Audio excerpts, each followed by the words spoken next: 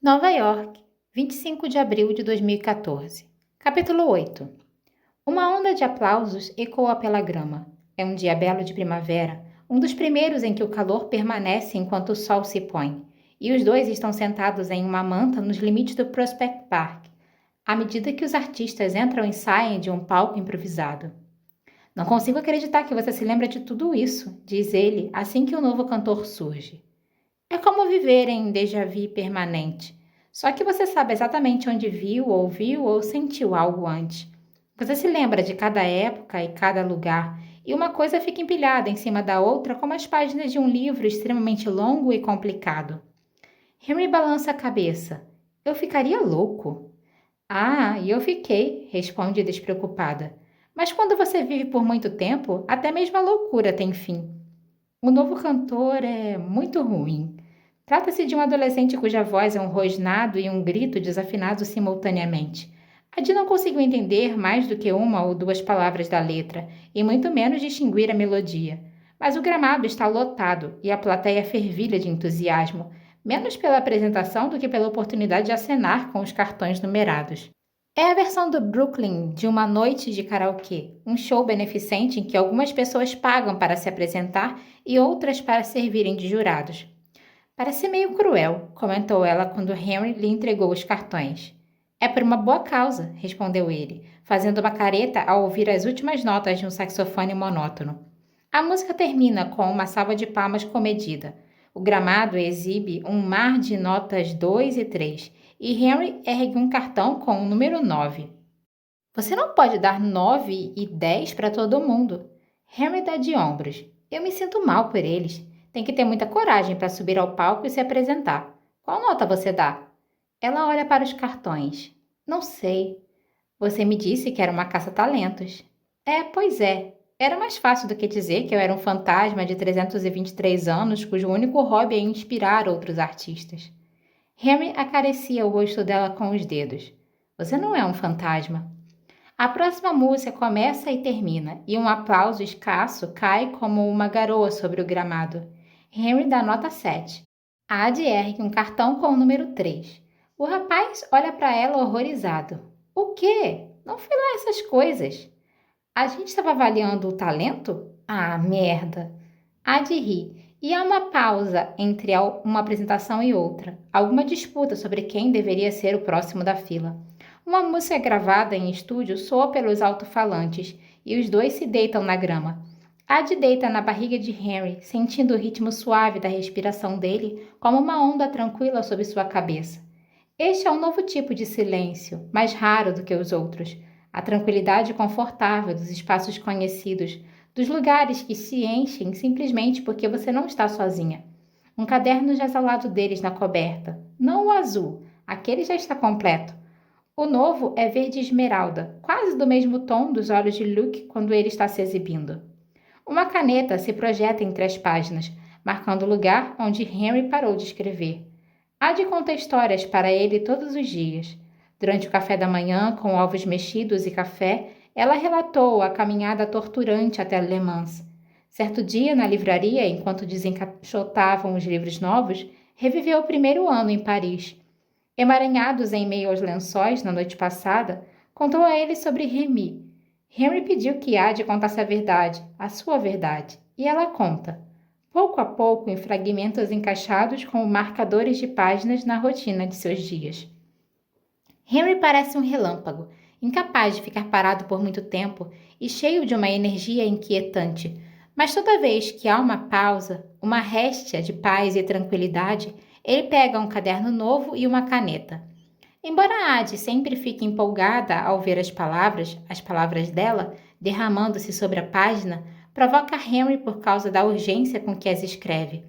A gente tem tempo de sobra, lembra ele, enquanto acaricia os seus cabelos. Adi se espreguiça contra o corpo dele e ergue os olhos para a luz tênue e para o céu manchado de roxo e azul. Já é quase noite, e ela sabe que uma parede não adiantaria de nada se a escuridão quisesse observá-la, mas ainda assim se sente exposta, deitada sob o céu aberto. Os dois têm tido muita sorte, mas o problema é que a sorte sempre acaba, e talvez seja por causa do tamborilar nervoso dos dedos de Henry na caderneta. ou talvez seja por causa do céu sem luar, ou mesmo porque a felicidade dá muito medo, a próxima banda sobe no palco. Mas enquanto a música ressoa pelo gramado, Ad não consegue tirar os olhos da escuridão. Londres, Inglaterra, 26 de março de 1827. Capítulo 9. Ela poderia morar na National Gallery. Na verdade, Ad passou uma temporada aqui, vagando de aposento em aposento e deleitando-se com as pinturas e os retratos, as esculturas e as tapeçarias. Uma vida passada entre amigos entre ecos. Caminha pelos saguões de mármore e conta em quantas obras tocou, as marcas deixadas por outras pessoas, mas guiadas pelas suas próprias mãos. Na última vez havia 6 nesta coleção em particular, 6 colunas, mantendo-a de pé, 6 vozes, perpetuando sua memória, 6 espelhos, refletindo partes suas de volta para o mundo. Não há sinal do esboço de Mateu, não entre as obras acabadas, mas ela pode distinguir aquelas linhas do início refletidas na sua obra-prima, A Musa, na escultura de um rosto pousado sobre uma mão e na pintura de uma mulher sentada à beira do mar. Ad é um fantasma, um tecido diáfano disposto como um véu sobre a obra, mas ela está ali. Ela está ali. Um funcionário informa que o museu já vai fechar. Ad agradece e continua sua ronda. Poderia ficar, mas os salões amplos não são tão aconchegantes quanto o apartamento em Kensington, uma joia deixada sem supervisão durante o inverno. Ad para em frente à sua obra favorita, o retrato de uma garota diante do espelho. A personagem está de costas para o artista, e tanto ela quanto o quarto são representados com riqueza de detalhes, embora seu reflexo não passe de algumas poucas pinceladas. Seu rosto é retratado apenas pelos borrões prateados do espelho. Contudo, de perto, qualquer um poderia identificar as sardas dispersas, como estrelas pairando em um céu cinzento e distorcido. Como você é esperta, diz uma voz atrás dela. Ad estava sozinha no museu, mas agora não está mais. Ela olha de relance para a esquerda e vê Luke examinando a pintura, com a cabeça inclinada como se estivesse admirando a obra. Por um momento, Ad se sente como um armário de portas escancaradas.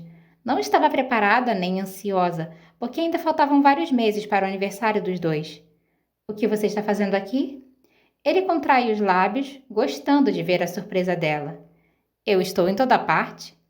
Nunca tinha ocorrido a Ad que Luke podia aparecer quando bem quisesse, que ele não estava preso de algum modo à data do pacto, que as visitas, assim como as ausências, sempre foram intencionais, de propósito.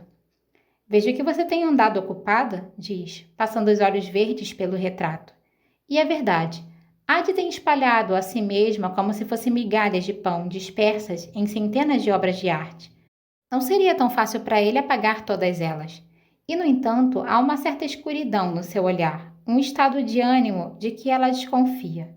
Luke estende a mão e passa o dedo ao longo da moldura. Se você destruir a obra, vou criar outras. Isso não importa, replica ele, tirando a mão do quadro. Você não importa, Adeline. As palavras aferem, mesmo agora. Fique com os seus ecos e finja que são uma voz. Ela já está familiarizada com o péssimo temperamento de Luke, com os seus picos de mau humor, breves e intensos, como um relâmpago. Mas nesta noite há uma certa violência no seu tom de voz, certa agressividade. Ad acha que não foi a sua esperteza que o deixou irritado, nem os vislumbres de si mesma escondidos entre as camadas da arte. Não. Ele já chegou de mau humor, com uma sombra se arrastando em seu encalço. Mas faz quase um século desde a noite em que ela deu um tapa no rosto de Luke em Vignon, quando ele revidou e a reduziu a um cadáver deformado no chão da casa de Estelle. Assim, em vez de recuar ao ver suas garras, ela morde a isca. Foi você mesmo quem me disse, Luke. As ideias são mais indomáveis que as lembranças. E eu sei ser indomável, sei ser teimosa como uma erva daninha. Você não vai conseguir arrancar as minhas raízes, e acho que você ficou feliz com isso. Acho que foi por isso que veio aqui, porque também se sente solitário. Os olhos de Luke brilham com um verde tempestuoso e doentio. Não seja ridícula. Todo mundo conhece os deuses, desdenha. Mas poucas pessoas se lembram deles. Quantos mortais tiveram mais do que 2 encontros com você? Um para fazer o pacto e o outro para pagar por ele? Quantos fizeram parte da sua vida por tanto tempo quanto eu? Adi abre um sorriso vitorioso. Talvez tenha sido por isso que você me amaldiçoou, para ter companhia, para que alguém se lembrasse de você. Ele avança em sua direção em uma questão de segundos, prensando-a contra a parede do museu. Eu te amaldiçoei porque você é uma tola. Adi solta uma gargalhada. Sabe, quando eu era criança, imaginava que os deuses antigos fossem seres imortais magníficos, que não se importavam com as preocupações mesquinhas que atormentavam seus adoradores. Eu achava que vocês eram melhores do que a gente, mas não são. Vocês são tão volúveis e carentes quanto os seres humanos que tanto desdenham. Luke a segura com mais força, mas ela não estremece nem se intimida, apenas sustenta o olhar. Eu e você, a gente não é tão diferente assim, não é mesmo? A fúria de Luke se petrifica e esfria, e o verde dos seus olhos mergulha no abismo. Você alega me conhecer tão bem agora. Veremos. Sua mão desliza do ombro até o pulso de Adi, e só depois que já é tarde demais ela se dá conta do que ele pretende fazer. Faz 40 anos desde a última vez que ele a arrastou para a escuridão, mas Adi não se esqueceu da sensação. O medo primitivo, a esperança desenfreada e a liberdade imprudente das portas abertas à força no meio da noite. É infinito. E então tudo termina, e ela está agachada sobre um assoalho de madeira, com o corpo trêmulo devido à estranheza da viagem. Uma cama jaz no meio do quarto, desarmada e vazia. As cortinas foram todas abertas, o chão está coberto de partituras musicais e um cheiro rançoso de doença impregna no ambiente. Que desperdício, murmura Luke. Adi se levanta tonta. Onde a gente está? Você me confunde com um mortal solitário, um ser humano melancólico à procura de companhia. Não sou nenhum nem outro. Ela nota uma movimentação do lado oposto do quarto e percebe que não estão sozinhos. O espectro de um homem, de cabelos brancos e olhar alucinado, está sentado na banqueta de um piano, de costas para as teclas. Está implorando em alemão. Ainda não, diz apertando um punhado de partituras contra o peito. Ainda não, preciso de mais tempo. Sua voz é estranha, alta demais, como se ele não estivesse se escutando. Luke, no entanto, responde em um tom severo e impassível, parecido a um sino baixo, um som que é sentido e também ouvido. A coisa mais perturbadora sobre o tempo é que nunca é o bastante. Talvez seja abreviada por uma década, ou talvez por apenas um momento, mas a vida de uma pessoa sempre acaba cedo demais. Por favor, implora o homem, ajoelhando-se diante da escuridão, e Adi estremece por ele, sabendo muito bem que os seus apelos não vão adiantar de nada. Deixe-me fazer outro pacto. Luke força o homem a se levantar. A hora dos pactos já passou, Herr Beethoven. Agora você deve dar a ordem. O homem balança a cabeça. Não! Adi não pode ver os olhos de Luke, mas sente a mudança no seu temperamento. O ar do quarto se agita, como uma brisa, e algo ainda mais potente. Entregue a sua alma, ordena Luke, ou vou tomá-la à força. Não! Grita o homem nervoso. Vá embora, diabo! Vá embora e... É a última coisa que ele diz antes que Luke se desfaça. É a única maneira de descrever o que acontece. Os cabelos castanho escuros sobem pelo seu rosto, espalhando-se no ar. Sua pele ondula e se abre, e o que vem à tona não é um homem, é um monstro, um deus, a própria noite e algo mais que ela nunca tinha visto, que mal suporta encarar, algo mais antigo que a escuridão. Renda-se! E agora, a voz não se parece em nada a uma voz, e sim a uma mistura de galhos estalhando com a brisa do verão, mas o rosnado baixo de um lobo e o movimento súbito de pedras sob os seus pés. O homem gagueja e implora. Socorro! Berra, mas não adianta. Mesmo que haja alguém do outro lado da porta, ninguém vai ouvir. Ajudem-me! Grita de novo, inutilmente. Em seguida, o monstro afunda a mão dentro do seu peito. O homem cambaleia, pálido e cinzento, enquanto a escuridão colhe sua alma como se fosse uma fruta. Ela se desprende com o som de um rasgo, e o compositor tropeça e desaba no chão. Apesar disso, os olhos de Adi se fixam na explosão de luz dentro da mão da sombra, irregular e vacilante. E antes que ela consiga estudar os feixes de cor que se curvam na superfície e se maravilhar com as imagens que espiralam ali dentro, a escuridão fecha os dedos em volta da alma, que o atravessa como um relâmpago e depois desaparece. O compositor tomba contra a banqueta do piano, com a cabeça para trás e os olhos vazios. Adi vai descobrir que a mão de Luke é sempre sutil. As pessoas veem os seus feitos e pensam que se trata de uma doença, de um ataque do coração, de loucura, de suicídio, de overdose, de um acidente. Mas, nesta noite, a única coisa que Adi sabe é que o homem no chão está morto. A escuridão se volta para ela, e não há nenhum vestígio de Luke na fumaça turbulenta. Nada de olhos verdes, nada de sorriso jocoso, nada além de um vazio ameaçador, de uma sombra com presas. Faz muito tempo que Adi não sente medo de verdade. Conhece bem a tristeza e a solidão e a dor, mas o medo pertence àqueles que têm algo a perder. Mesmo assim, ao encarar a escuridão, Adi sente medo. Força as pernas a não vacilarem, se obriga a manter a postura e consegue fazer isso enquanto ele dá o primeiro passo e o segundo, mas no terceiro se afasta contra a própria vontade, para longe da escuridão ondulante, para longe da noite monstruosa, até sentir as costas contra a parede. Mas a escuridão continua se aproximando. A sombra se consolida a cada passo, com os contornos se firmando até se parecer menos com uma tempestade e mais com uma silhueta de fumaça. O rosto encontra um formato. As sombras se contorcem em cachos castanho escuros. Os olhos surgem outra vez. Se iluminam e a mandíbula cavernosa se estreita em um arco, com os lábios curvados por um contentamento malicioso. Ele volta a ser Luke, disfarçado de carne e osso, e está tão próximo que Adi pode sentir o ar fresco da noite emanando dele como uma brisa. Desta vez ele fala com a voz que ela conhece bem. Bem, minha querida, diz, levando a mão ao rosto de Adi. E agora? Ainda não somos tão diferentes assim? Ela não tem tempo de responder. Luke a empurra de leve e a parede se abre atrás dela. Adi não sabe ao certo se cai ou se as sombras vão ao seu encontro e a puxam para o abismo.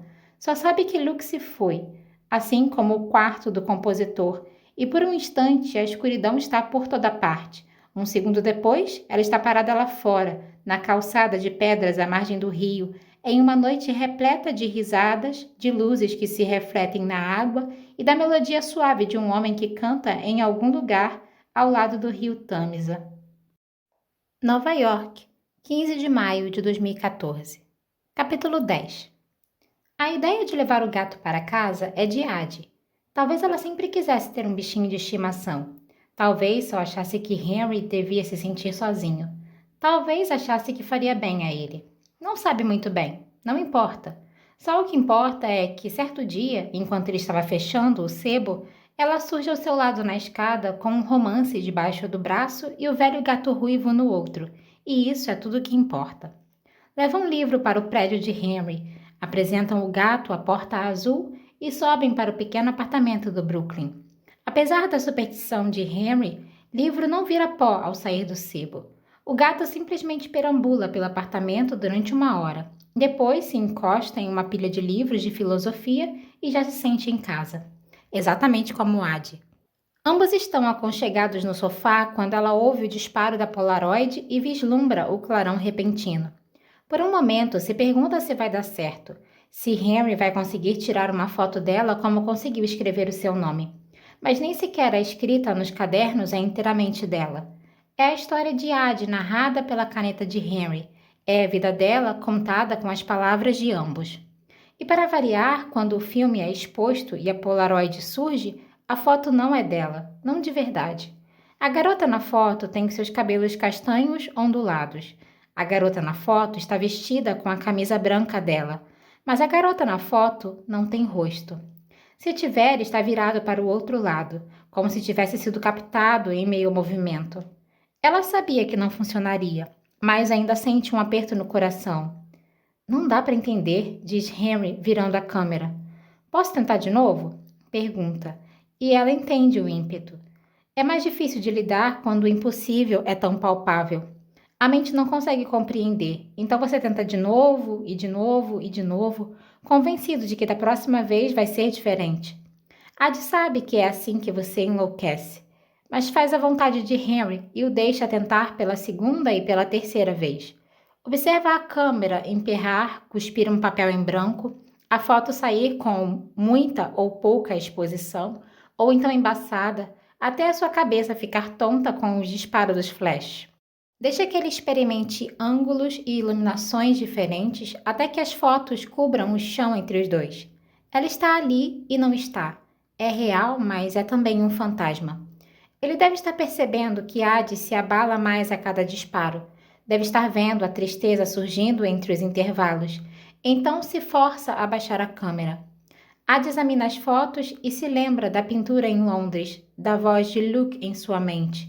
Isso não importa. Você não importa. Ela pega a última foto e estuda a silhueta da garota, com os traços borrados e irreconhecíveis. Fecha os olhos e lembra a si mesma de que há muitas maneiras de se deixar uma marca.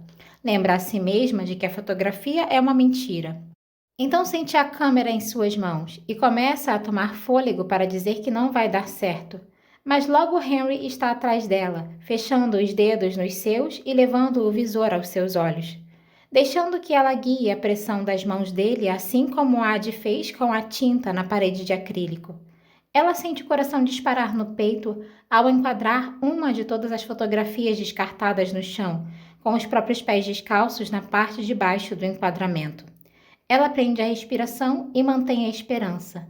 Um disparo, um flash. Desta vez, a foto sai. Uma vida inteira em imagens.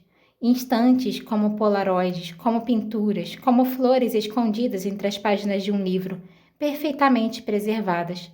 Os três cochilando sob o sol.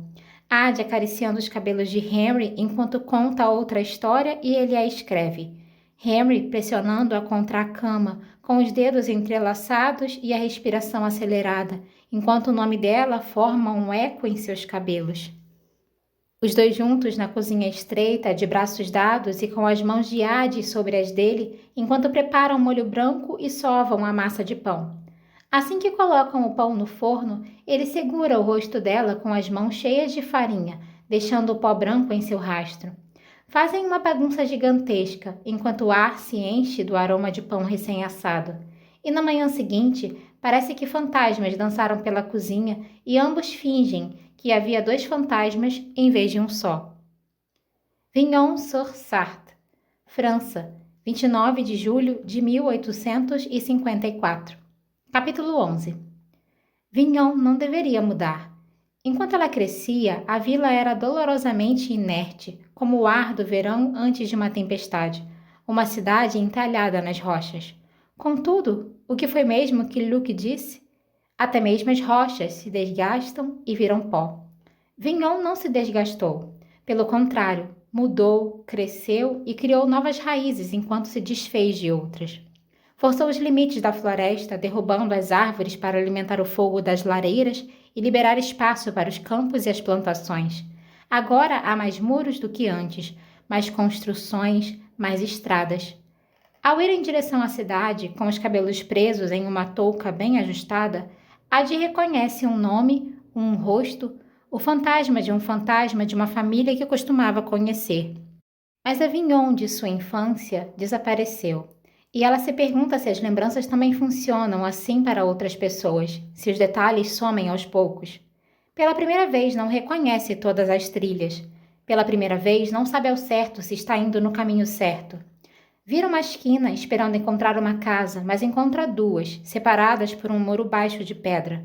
Pega a esquerda esperando encontrar um campo aberto, mas depara com um estábulo delimitado por uma cerca.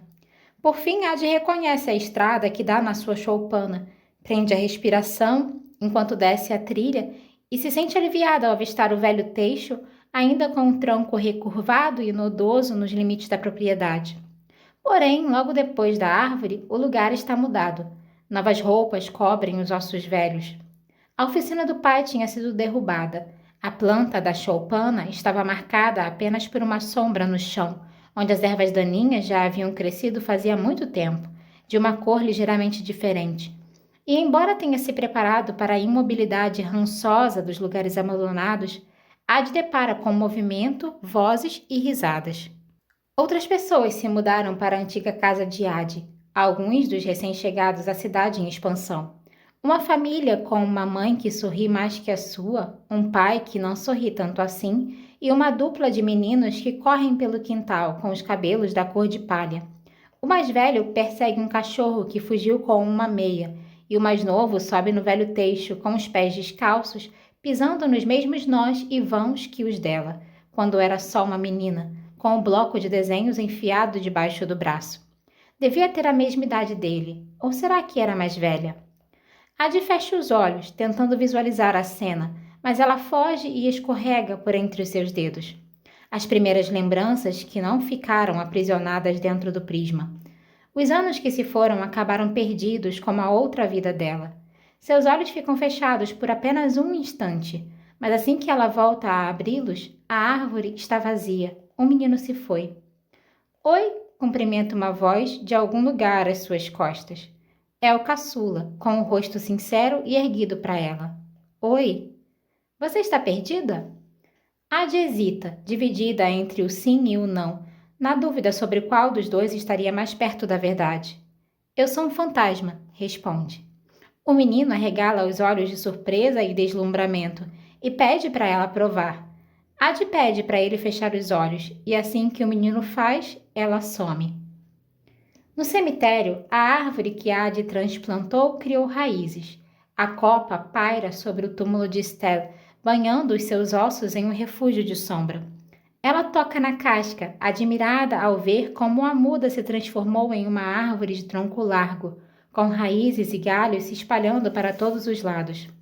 Faz 100 anos que foi plantada, um período que um dia foi longo demais para ser concebido, e que agora é muito difícil de mensurar. Até este momento ela já mediu o tempo em segundos, em estações, em ondas de frio e de gelo, em revoltas e em desdobramentos históricos.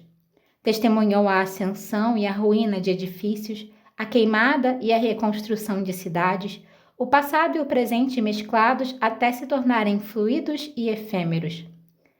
Mas isto é concreto. A passagem dos anos, marcada na madeira e no tronco, nas raízes e no solo. Ad se senta recostada no túmulo da anciã, descansando os próprios ossos envelhecidos sob a rajada, e relata o que aconteceu desde a última visita. Conta a Estelle histórias sobre a Inglaterra, a Itália e a Espanha, e sobre Mateu, a galeria, Luc, a sua arte e todas as maneiras como o mundo havia mudado. E apesar de não haver resposta, exceto pelo farfalhar das folhas, Ad sabe muito bem o que a anciã diria. Tudo muda, sua menina tola. É a natureza do mundo. Nada permanece igual, a não ser por mim mesma, ela pensa. Mas Estelle responde seca como a lenha. Nem mesmo você. Sentiu falta dos conselhos da anciã, incluindo nos seus pensamentos. A voz enfraqueceu, desgastada pelos anos que se passaram, embotada como todas as lembranças da sua vida mortal. Mas pelo menos aqui há de volta a ouvi-la. O sol já atravessou o céu quando ela se levanta e caminha até os limites da vila, e depois da floresta em direção ao lugar que a anciã chamava de lar. Contudo, o tempo também o reivindicou. A horta, antes coberta de vegetação, foi engolida pela mata invasora, e a flora venceu a guerra contra a choupana, derrubando a construção e fazendo brotar pequenas mudas entre os seus ossos. A madeira apodreceu, as pedras deslizaram, o telhado sumiu e as ervas daninhas e trepadeiras continuavam seu lento processo de destruição. Na próxima vez que há de voltar, não vai haver mais nenhum vestígio da choupana, cujas ruínas serão engolidas pela mata. Mas por enquanto, o esqueleto ainda existe, enquanto é lentamente enterrado pelo musgo. Ad está na metade do caminho até a choupana em ruínas quando percebe que a construção não está totalmente abandonada. Há um movimento trêmulo na pilha de destroços, e ela estreita os olhos, esperando encontrar um coelho ou, quem sabe, um filhote de cervo. Em vez disso, avista um menino. Ele está brincando nas ruínas, escalando os escombros das velhas paredes de pedra e golpeando as ervas daninhas com um graveto arrancado da mata. Ela o reconhece. É o filho mais velho, o menino que estava perseguindo um cachorro no seu quintal. Deve ter uns 9 ou 10 anos, velho o bastante para olhar para a Ade com desconfiança assim que a vê. Ele empunha o graveto como se fosse uma espada. Quem é você? E dessa vez ela não se contenta em ser apenas um fantasma. Eu sou uma bruxa. Ade não sabe muito bem por que diz isso. Talvez seja só para se divertir. Talvez porque quando a verdade não é uma opção, a ficção ganha vida própria. Ou talvez porque é o que Stell diria. Uma sombra perpassa o rosto do menino. Bruxas não existem, retruca, mas com uma certa hesitação na voz. E quando ela dá um passo em sua direção, com os galhos queimados de sol estalando sob os sapatos, ele começa a recuar. Você está brincando nos meus ossos. Sugiro que desça daí antes que caia no chão. O menino tropeça, atordoado, e quase escorrega em um canteiro de musgo. A não ser que você prefira ficar aqui. Aposto que tem espaço para os seus ossos também. O menino desce e sai correndo. Ade o observa ir embora com a gargalhada de Stell corvejando nos seus ouvidos. Não se sente mal por assustar o garoto porque não acha que ele vá se lembrar do episódio. Apesar de tudo, ele vai voltar outra vez no dia seguinte e ela vai se esconder nos limites da floresta e observá-lo começar a subir nos escombros e logo hesitar, com uma sombra de nervosismo no olhar. Vai vê-lo se afastar e ficar imaginando se o menino está pensando em bruxas e em ossos mal enterrados. Se a ideia cresceu como uma erva daninha na cabeça dele. Mas hoje, Ade está sozinha e Stell é a única pessoa que lhe passa pela cabeça. Ela passa a mão por uma parede meio destruída e cogita ficar e se tornar a bruxa da floresta, o fruto da imaginação de outra pessoa. Imagina reconstruir a casa da anciã e até se ajoelha para empilhar um punhado de pedrinhas. Mas assim que posiciona a quarta, a pilha desmorona e as pedras rolam pela grama, até o ponto exato onde estavam antes que ela as recolhesse. A tinta se apaga, a ferida se cura, a casa se desconstrói. Ade suspira enquanto uma revoada de pássaros alça voo dos bosques próximos, crocitando uma gargalhada. Ela se vira na direção das árvores. Ainda resta um pouco de luz. Deve faltar uma hora para que anoiteça, mas ao fitar a floresta, Ade pode sentir a escuridão a encarando de volta. Vagueia entre as pedras semi-enterradas e adentra na sombra sob as árvores. Um arrepio percorre o seu corpo. É como atravessar um véu. Caminha por entre as árvores. Antigamente ficaria com medo de se perder. Agora os passos estão gravados na sua memória. Não poderia errar o caminho nem mesmo se tentasse. O ar é mais fresco aqui e a noite se aproxima mais rápido sob as copas. É fácil perceber como perdeu a noção do tempo naquele dia, como a linha tênue entre o crepúsculo e a escuridão ficou tão borrada, e ela se pergunta se teria feito as suas preces se soubesse que horas eram. Será que teria invocado se soubesse qual Deus responderia? Ela não arrisca uma resposta. Não precisa. Não sabe muito bem há quanto tempo ele está em seu encalço. Se a seguiu por um momento em silêncio, só se dá conta ao ouvir um galho se partindo atrás de si. Que peregrinação estranha você insiste em fazer? Há de sorrir para si mesma. É mesmo? Vira-se e vê Luke recostado em uma árvore. Não é a primeira vez que se encontram depois da noite em que Luke ceifou a alma de Beethoven. Mas Ade ainda não se esqueceu do que viu, nem que ele queria que ela visse, que o observasse e conhecesse a dimensão do seu poder. Mas foi uma tolice fazer aquilo. Foi como mostrar as cartas que tem na mão quando as apostas mais altas ainda estão na mesa. Sei quem você é, ela pensa, enquanto ele se afasta da árvore e endireita o corpo. Eu já vi a sua forma verdadeira. Você não é mais capaz de me amedrontar. Ele adentra em uma réstia de luz tênue. O que te trouxe de volta aqui? Ade dá de ombros. Pode chamar de nostalgia. Ele ergue o queixo. Eu chamo de fraqueza. Ficar andando em círculos quando poderia desbravar novos caminhos? Ade franze o senho. Como eu poderia desbravar novos caminhos se não consigo nem sequer montar uma pilha de pedras? Se você me libertar, vai ver como me saio bem. Ele suspira e se dissolve na escuridão. Quando volta a falar, Luke está atrás dela. Sua voz é uma brisa em seus cabelos. Adeline, Adeline, repreende. E Ad sabe que se ela virar, Luke vai ter desaparecido. Então mantenha sua posição e os olhos fixos na floresta. Não se retrai quando as mãos dele deslizam sobre a sua pele, quando os braços serpenteiam ao redor dos seus ombros. De perto, ele cheira a carvalho, a folhas e a um campo molhado pela chuva. Você não está cansada? Sussurra. Ela estremece. Ad se preparou para o ataque e para os comentários maldosos, mas não para essa pergunta nem para o seu tom quase gentil. Faz 140 anos. Um século e meio em que vive como um eco, como um fantasma. É óbvio que está cansada.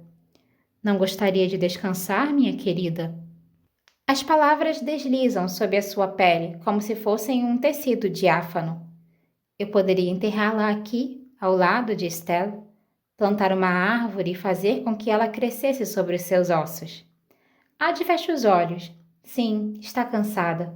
Pode até não sentir o peso dos anos enfraquecendo os ossos e o corpo debilitado pela idade, mas a exaustão lhe pesa na alma, como se estivesse apodrecendo. Em certos dias ela sofre só de pensar na perspectiva de viver mais um ano, mais uma década, mais um século. Às vezes, à noite, não consegue dormir e fica acordada sonhando com a morte.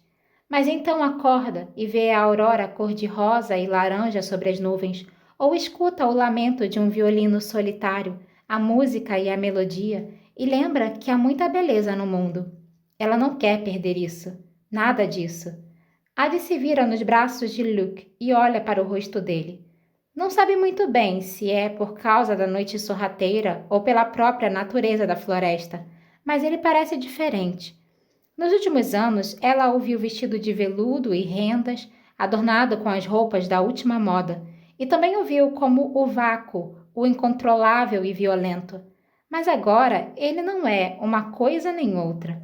Agora, Luke é a escuridão que ela conheceu naquela noite, uma magia selvagem na forma de amante. Seus contornos se confundem com as sombras, sua pele tem a cor do luar, e seus olhos são do mesmo tom do musgo às suas costas. Ele é indomável, mas ela também é. Cansada? Ela esboça um sorriso. Eu acabei de acordar. Prepara-se para a represália, para a sombra animalesca, para as presas. Entretanto, não há nenhum resquício de amarelo nos seus olhos. Na verdade, eles assumem um novo tom intenso de verde. Ad vai levar anos para descobrir o significado dessa cor, para aprender que é de divertimento. Nesta noite, há apenas um vislumbre fugaz, seguido pelo roçar dos lábios dele no seu rosto. Até mesmo as rochas, murmura ele, e depois desaparece. Nova York, 13 de junho de 2014. Capítulo 12. Um rapaz e uma garota caminham de braços dados.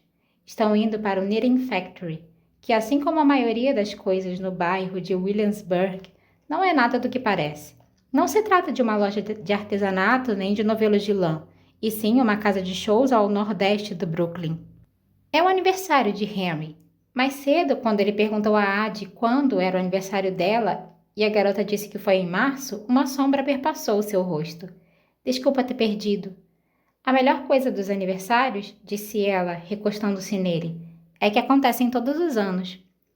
Ela ri de leve, e ele também, mas havia um certo fingimento na voz de Henry, uma tristeza que ela confundiu com distração. Os amigos dele já estavam em uma mesa perto do palco, cheia de pequenas caixas empilhadas. Henry! Grita Robbie, com 2 garrafas vazias diante de si. Bia despenteia os cabelos dele. Nosso doce filho do verão, literalmente. A atenção dos dois passa de Henry para Ad. Oi, pessoal. Essa é a Ad.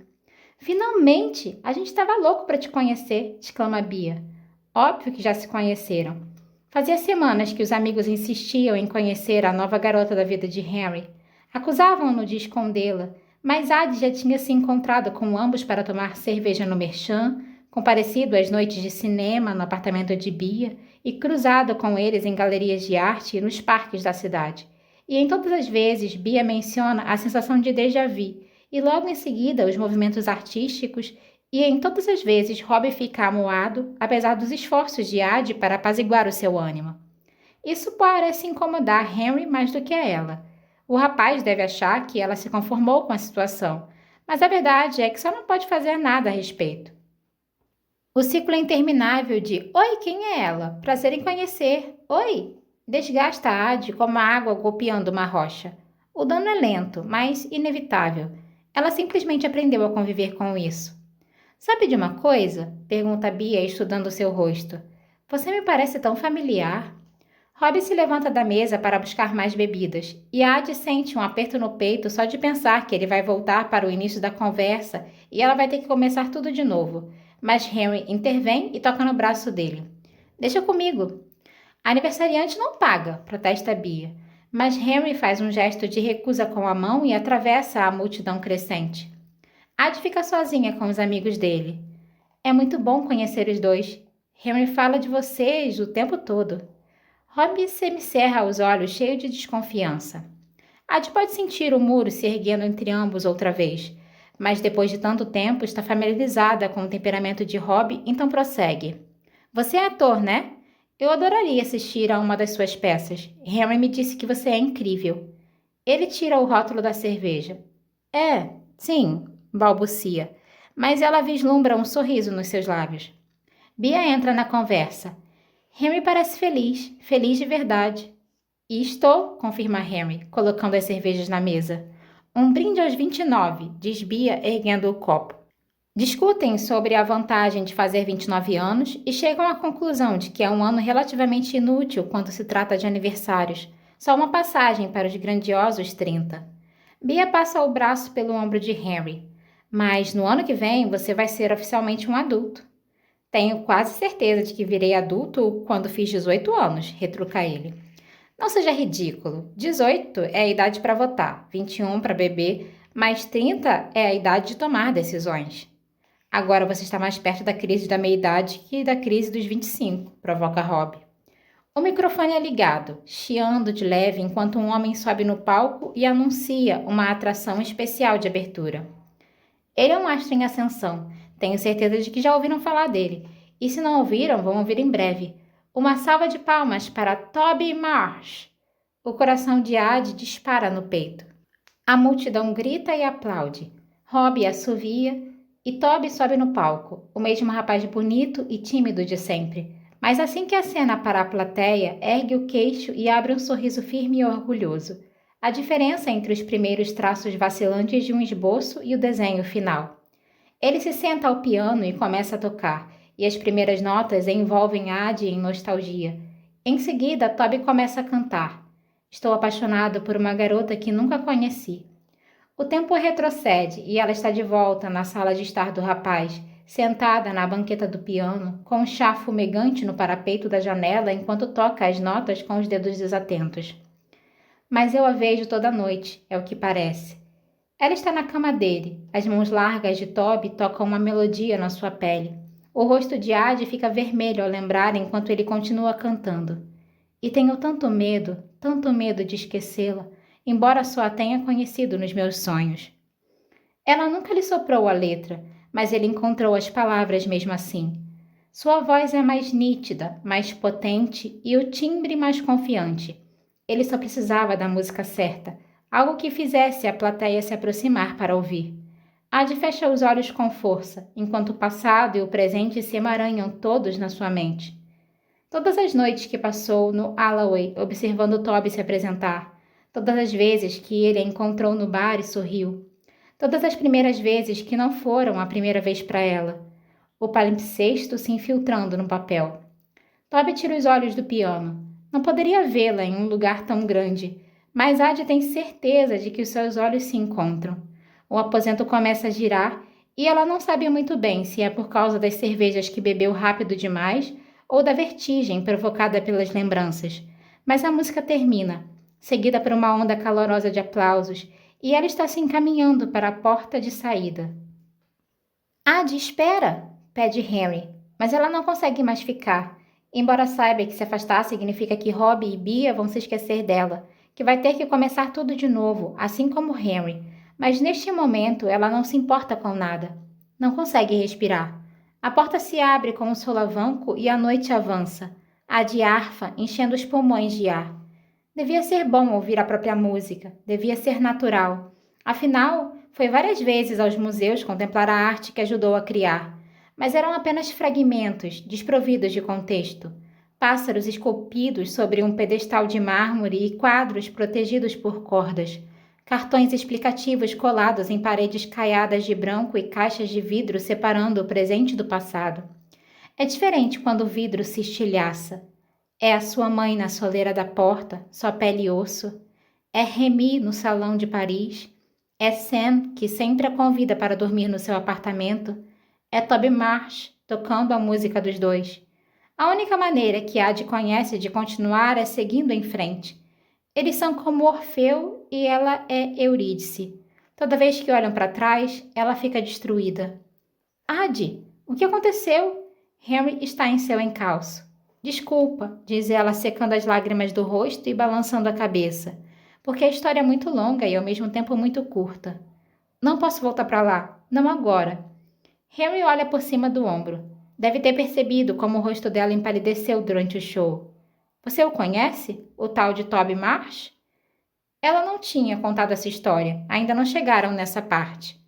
Conhecia, diz. O que não é exatamente verdade, porque fica parecendo algo que aconteceu no passado, quando o passado é a única coisa a que Ad não tinha direito. Henry deve ter notado a mentira enterrada na palavra, pois franze o senho e entrelaça as mãos atrás da cabeça. Você ainda sente alguma coisa por ele? Ela quer ser sincera, quer dizer que sim, sente. Nunca põe um fim nas coisas, nunca tem a chance de se despedir. Nunca tem um ponto final ou uma exclamação, só uma vida inteira de reticências. Todo mundo recomeça, vira a página, mas ela não consegue. As pessoas falam que a chama de velhos amores nunca se apaga, mas apesar de não ser um incêndio, as mãos de Ad estão cheias de velas acesas. Como é que ela poderia abafá-las ou extingui-las? Faz tempo que perdeu o fôlego. Mas não é amor. Não é amor. E é isso que ele quer saber. Não, ele só me pegou desprevenida. Desculpa. Henry pergunta se ela quer ir para casa, e Ad não sabe se ele quer dizer os dois ou só ela. Nem quer descobrir, então balança a cabeça e ambos voltam para dentro. A iluminação mudou, o palco ficou vazio e a música ambiente preenche o ar até a atração principal. Bia e Robbie estão conversando com as cabeças baixas, exatamente como estavam quando ela e Henry entraram pela primeira vez. Ad faz o melhor que pode para sorrir assim que chegam à mesa. Aí está você, exclama Robbie. Para onde você foi correndo daquele jeito? Pergunta Bia, passando os olhos de Henry para Ad. E quem é ela? Ele passa o braço pela sua cintura. Pessoal, essa é a Ad. Robbie olha para ela de cima a baixo, mas Bia fica radiante. Finalmente, a gente estava louco para te conhecer.